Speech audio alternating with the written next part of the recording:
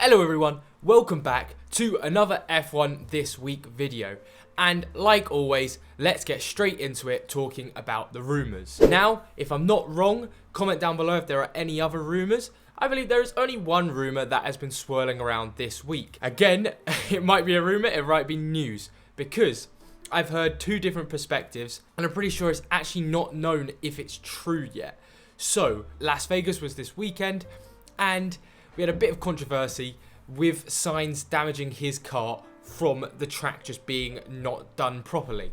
Now, apparently, all but one team agreed that it was unfair, the penalty, and it's mutually agreed that that team was Mercedes.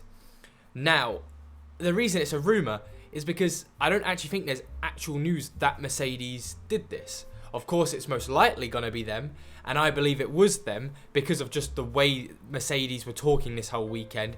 And of course, they're in a fight with Ferrari, so it makes sense for them to want to penalise Ferrari. So it's quite interesting to see if we will find out if it was Mercedes all along. Moving on to the news, and funnily enough, going on from that point, is obviously that Las Vegas was this weekend and FP1 was chaos.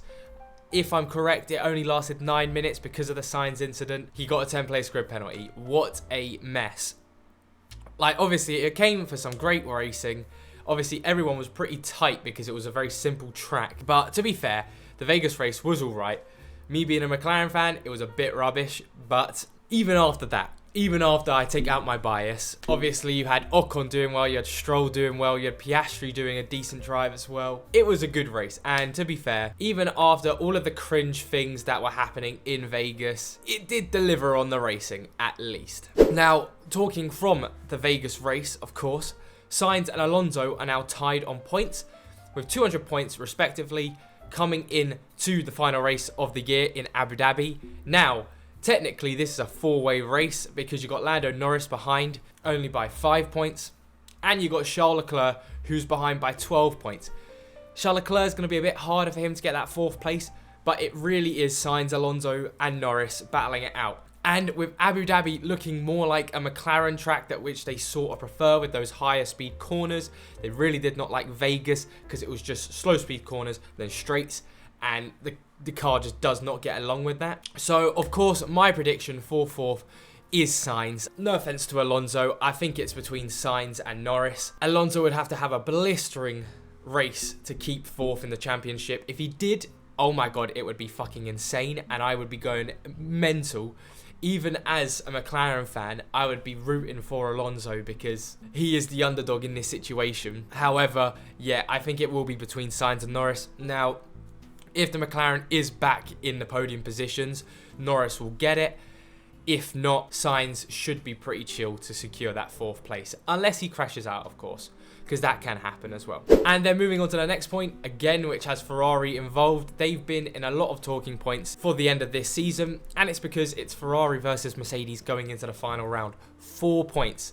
That's basically them on equal points. I'm pretty sure Ferrari will pull it off, considering their form compared to Mercedes. However, you just can't say, because Leclerc, he could have a Leclerc moment.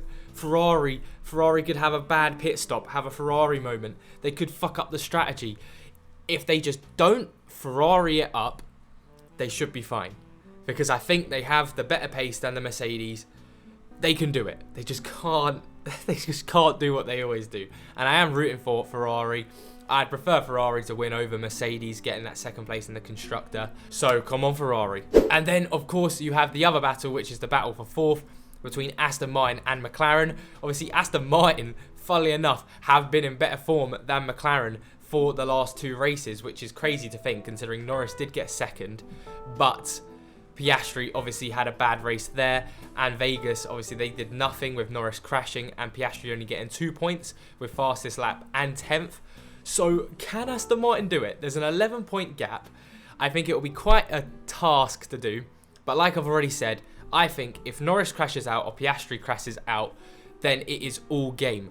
That means Stroll has to carry on doing what he's been doing for the last 2 races, and Alonso has to just be Alonso. And if they come 5th, 6th, I think if they come both around 5th to 8th and McLaren have a stinker, they've done it. So it's exciting to see going into Abu Dhabi how many races we've got. Ferrari versus Mercedes, Aston Martin versus McLaren.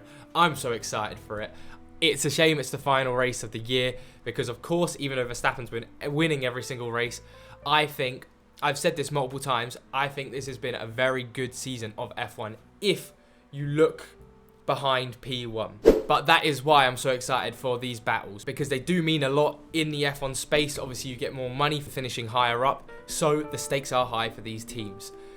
Anyway, I think that about wraps up this video. I hope you all enjoyed, and I'll see you all later this week for an F1 Fantasy video. Bye bye.